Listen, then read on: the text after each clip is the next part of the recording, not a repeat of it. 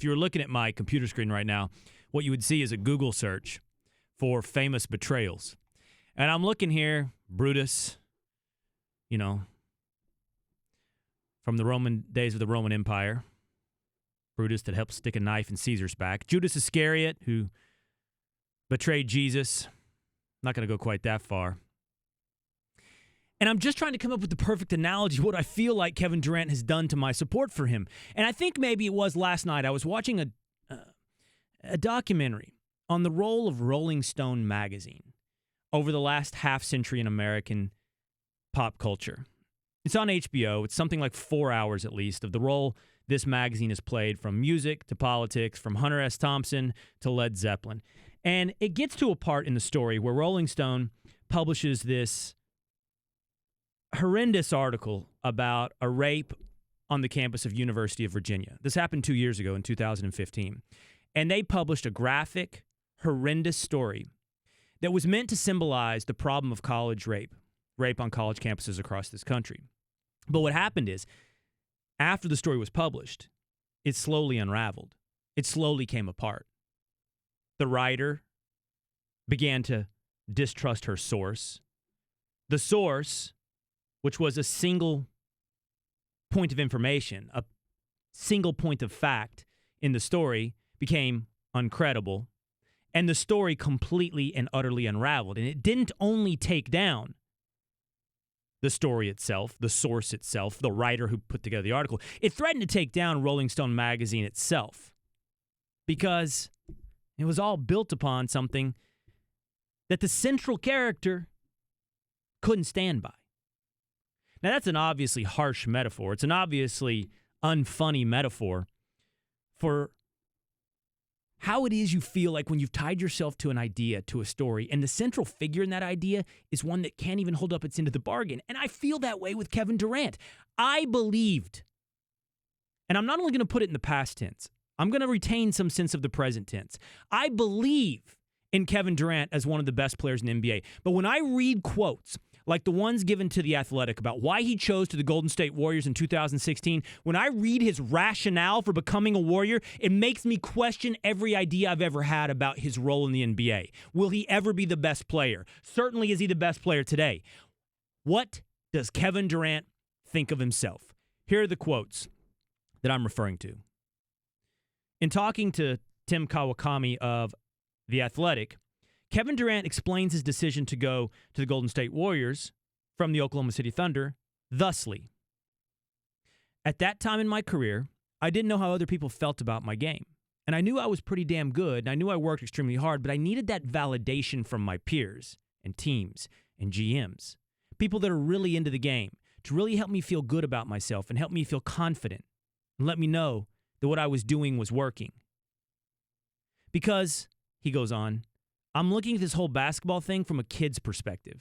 I'm still excited. I'm still learning. He needed validation. He needed other people to give him confidence in his game. Now, look, I got into an argument last week with Ryan Hollins, who's going to join us a little bit later on the show. And Ryan Hollins doesn't believe, by the way, that I've paid enough penance, that I've taken enough slings and arrows for my positions on Kevin Durant. He's free to come in here 1 hour from now and give me that lashing. But Ryan Hollins said I didn't know what I was talking about, and I couldn't pass judgment on J.R. Smith because I didn't play in the NBA. But let me ask you this, you listening at home, you driving in your car, you watching on ESPN News, you, Cerruti.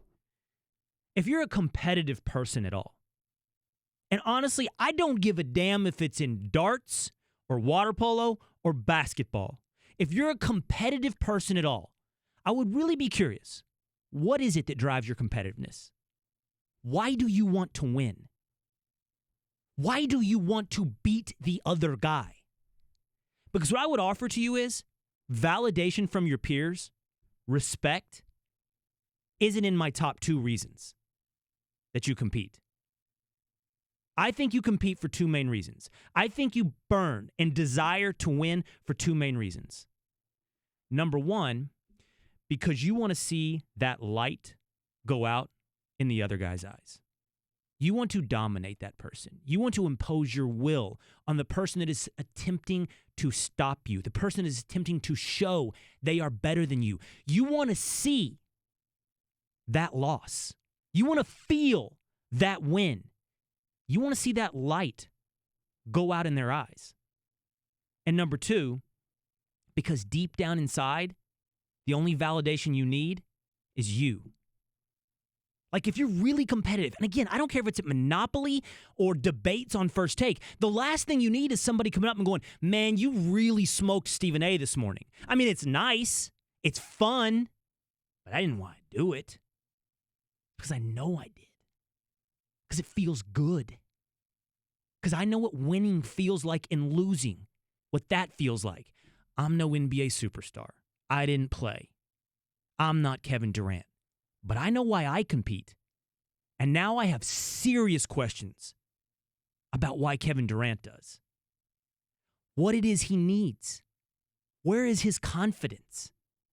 Why does he need validation from other people? At this point in Kevin Durant's career, he had an NBA MVP. He had drug along the Oklahoma City Thunder, along with Russell Westbrook, to a finals.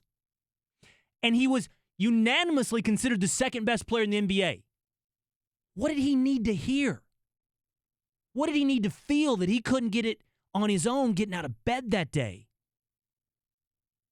It really is concerning, and Max Kellerman talked about it this morning on First Take. Kevin Durant said, okay, bet I got to win a championship. I'll go to a team and win championships. That'll prove that I belong in the innermost part of the room because obviously his game, I mean, he has to even know his talent in his game, say he does belong in that inner room. But that's not really the way it works. Well, but I'm the best player on a championship team and we won a championship. Yeah, but they were already a championship team when you got there. They'd won one of the last two. And they were already great. So by you joining, even if you're the best player, when you're not the engine, you're just the thing that puts it over the top, it doesn't really prove what you thought it proved. And I think that's what all this is. KD's got to be good with himself, to hell with what everyone else thinks. What's up, Cerruti? I think that's a really good point from Max. He's basically saying that Durant was in his own head and thought he needed to achieve these goals that maybe he wasn't getting the validation that he thought he should have gotten from the public, and he thought that winning a title was going to be that validation, but in fact it sort of backfired on him. Yeah. He's in fact not getting the validation that he probably thought he would, being a champion and a finals MVP. Do you think going to the Warriors has increased his public perception or decreased his approval poll in the public? It's definitely decreased. And what I will tell you also is that's a bottomless pit. If you're looking for that validation in YouTube comments, Twitter burner accounts, or even from your peers that you respect, I promise you this, it's a bottomless pit. And it makes me worried for Kevin Durant. It honestly makes me sad because it's not an accurate view of reality. He's amazing. He's almost the best player in the world. That's reality. But he needs to hear other people say it for it to feel real to him. That's my opening take, brought to you by Fire.